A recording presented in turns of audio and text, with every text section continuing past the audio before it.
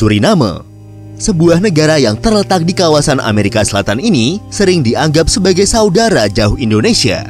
Hal ini karena dikatakan bahwa mayoritas penduduk Suriname berasal dari kelompok etnis Jawa. Namun, benarkah orang Jawa menjadi populasi mayoritas di negara tersebut?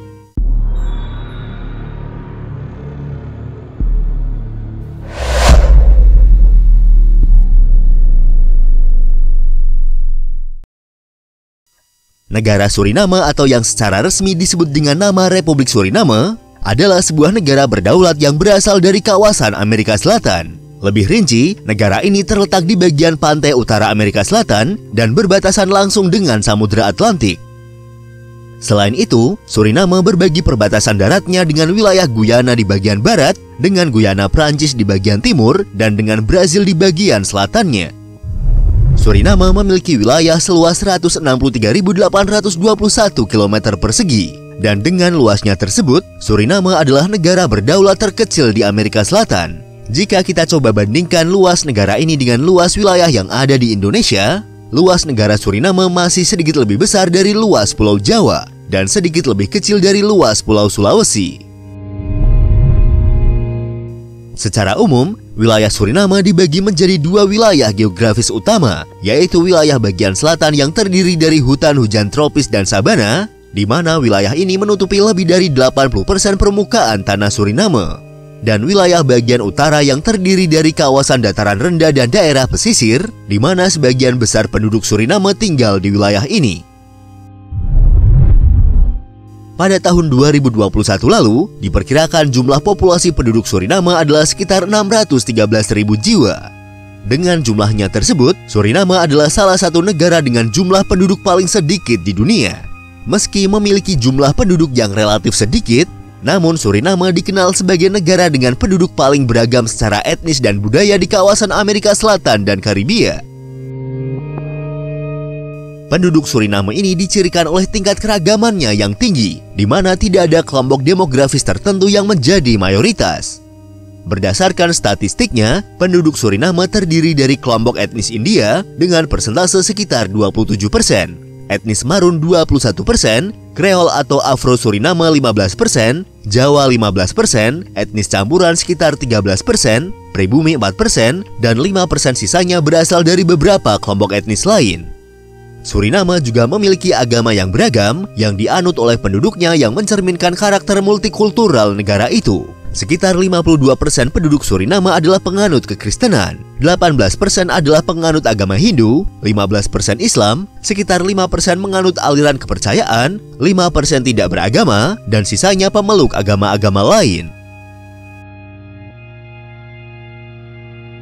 Suriname adalah sebuah negara republik dengan sistem demokrasi perwakilan. Di negara ini, presiden adalah kepala negara dan kepala pemerintahan yang bertanggung jawab untuk menjalankan kekuasaan eksekutif. Presiden dipilih oleh 2/3 atau suara mayoritas dari anggota Majelis Nasional yang mewakili cabang legislatif. Sementara untuk cabang legislatif sendiri, terdiri dari 51 anggota Majelis Nasional yang dipilih dalam pemilu untuk masa jabatan 5 tahun.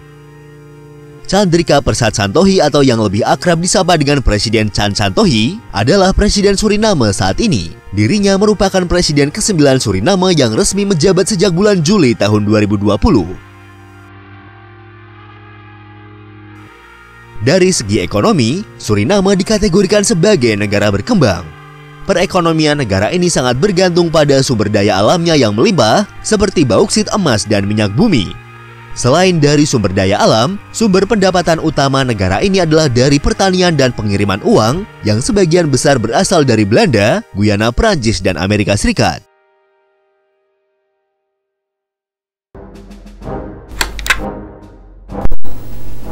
Sejarah Suriname.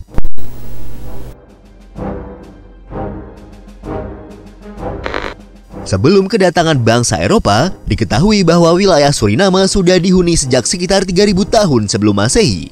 Arawak dan Karib adalah dua suku terbesar yang diketahui menghuni wilayah tersebut. Sementara suku Arawak dan Karib yang lebih besar tinggal di sepanjang pantai dan sabana. Kelompok masyarakat adat yang lebih kecil tinggal di hutan hujan pedalaman, seperti suku Surinan, Akurio, Trio, Warau, dan Wayana. wilayah Suriname mulai dikenal luas sejak sekitar abad ke-15, yaitu ketika bangsa-bangsa imperialis Eropa berlomba menguasai Guyana.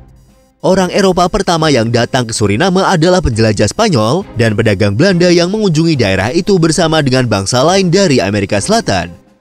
Pada tahun 1613, Belanda mendirikan sebuah pos perdagangan di wilayah dekat Sungai Suriname. Pada tahun 1650, Inggris mendirikan pemukiman permanen mereka di wilayah Suriname.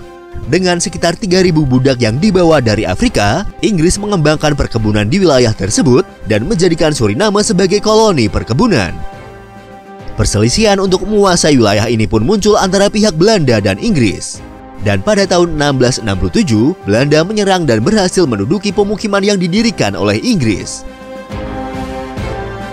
Pada tahun yang sama, melalui perjanjian Breda yang disepakati kedua belah pihak, wilayah Suriname kemudian diserahkan ke pihak Belanda dengan imbalan Inggris tetap mempertahankan koloni mereka di New Amsterdam, Amerika Utara. Suriname kemudian berkembang menjadi koloni perkebunan yang berkembang setelah para pekebun Belanda yang diusir dari Brazil pada pertengahan abad ke-17 menetap di daerah tersebut.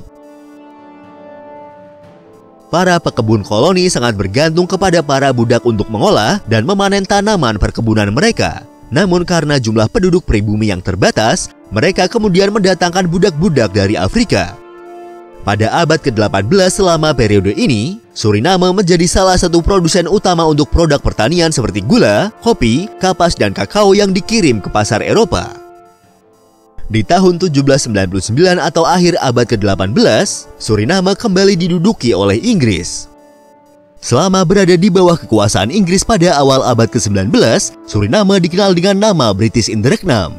Selanjutnya melalui perjanjian London pada bulan Agustus tahun 1814 dan diratifikasi dalam perjanjian Wina, Suriname secara resmi dikembalikan lagi kepada pihak Belanda pada tahun 1816. Pada tahun 1863, pemerintah Belanda mulai secara bertahap menghapus sistem perbudakan di Suriname, dan masa transisi penghapusan budak ini berlangsung selama 10 tahun.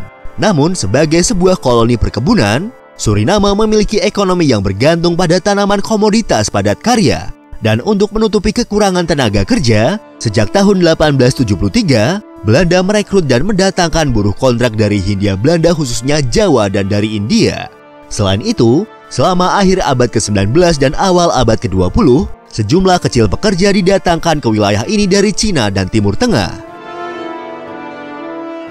Selama periode Perang Dunia Kedua, pada tahun 1942, pemerintah Belanda yang saat itu berada di pengasingan mulai meninjau kembali hubungan antara Belanda dan koloninya dalam hal periode pasca perang.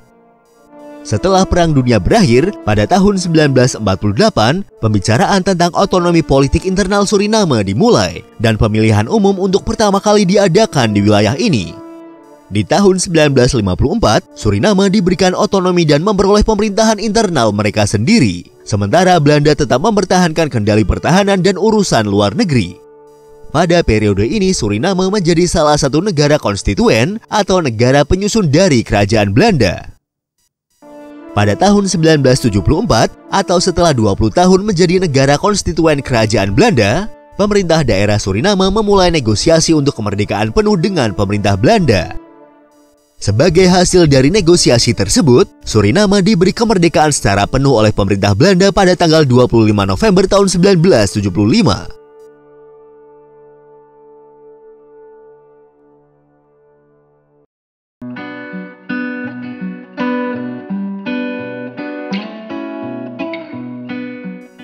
Itulah sedikit ringkasan sejarah tentang negara Suriname. Dan untuk mengenal lebih jauh tentang negara ini, berikut adalah 20 fakta tentang negara Suriname.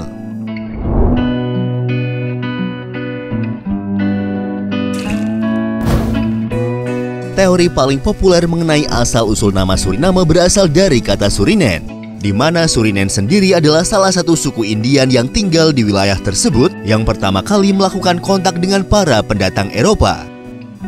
Sementara teori lain menyebutkan bahwa nama Suriname diambil dari nama sungai tempat koloni bangsa Eropa didirikan. Teori ini berasal dari sumber-sumber Eropa paling awal, seperti yang tertulis dalam catatan pada tahun 1598, 3 kapal armada Belanda mengunjungi pantai liar dan menyebutkan melewati sungai Suriname. Lalu pada tahun 1617, seorang notaris Belanda mengeja nama sungai di mana pos perdagangan Belanda yang telah berdiri 3 tahun sebelumnya sebagai Suriname. Ketika wilayahnya dikuasai oleh Belanda, Suriname lebih dikenal dengan sebutan Dutch Guyana atau Guyana Belanda. Hal ini karena pada masa kolonialisme, wilayah Suriname adalah bagian dari sebuah wilayah yang disebut dengan Guyana. Pada masa tersebut Guyana dibagi menjadi 3 bagian, yaitu Guyana Britania yang saat ini menjadi negara Guyana, Guyana Belanda yang saat ini menjadi Suriname, dan Guyana Prancis yang saat ini menjadi wilayah Guyana Prancis. Seperti yang kita lihat pada gambar, desain bendera nasional Suriname terdiri dari 5 garis horizontal, yang terdiri dari warna hijau, putih, dan merah. Selain itu, pada desain tersebut terdapat lambang bintang dengan warna kuning yang terletak tepat di tengah-tengahnya. Desain bendera ini secara resmi diadopsi sejak tanggal 25 November tahun 1975. Adapun makna yang terkandung pada desain bendera Suriname ini antara lain, warna hijau melambangkan kesuburan tanah, warna putih melambangkan kebebasan dan keadilan, warna merah melambangkan kemajuan, dan lambang bintang berwarna kuning melambangkan persatuan dan masa depan yang cemerlang. Bahasa Belanda adalah satu-satunya bahasa resmi dan bahasa yang digunakan dalam pendidikan, pemerintahan, bisnis, dan media di Suriname. Karena hal tersebut, Suriname menjadi satu-satunya negara berbahasa Belanda di kawasan Amerika Selatan. Suriname juga menjadi satu-satunya negara merdeka di benua Amerika, di mana bahasa Belanda dituturkan oleh mayoritas penduduk, dan salah satu dari 2 negara yang tidak berbahasa Latin di Amerika Selatan. Selain bahasa Belanda, Suriname juga memiliki sekitar 14 bahasa lokal yang digunakan sehari-hari. Bahasa-bahasa ini biasanya digunakan oleh komunitas-komunitas masyarakat Suriname yang multikultural. Bahasa lokal yang paling banyak digunakan di Suriname antara lain adalah bahasa Hindustan, bahasa Kreol, bahasa Jawa, beberapa bahasa Marun, beberapa bahasa Amerindian, bahasa Mandarin, bahasa Inggris, bahasa Portugis, dan bahasa Prancis. Seperti yang sudah disebutkan di awal, bahwa Suriname memiliki agama yang beragam. Semua kelompok agama di negara ini hidup berdampingan secara damai, dan toleransi beragama adalah satu hal yang diajarkan Suriname kepada dunia. Suriname adalah salah satu dari sedikit lokasi di dunia di mana sebuah sinagog Yahudi terletak di sebelah masjid. Negara ini juga merupakan rumah bagi tempat ibadah agama lain seperti kuil Hindu dan gereja Kristen. Menariknya, budaya kejawen juga masih dipraktekkan oleh segelintir orang Suriname, terutama mereka yang keturunan Jawa. Kejawen sendiri merupakan pandangan atau pedoman yang dianut oleh sebagian orang, terutama oleh suku Jawa dan suku lain yang tinggal di Pulau Jawa. Kejawen didapatkan dari pemahaman dan filsafat sepanjang peradaban orang Jawa. Keragaman etnis yang besar di Suriname sangat berkontribusi pada budayanya yang kaya, yang kemudian mencakup berbagai perayaan dan festival sepanjang tahun.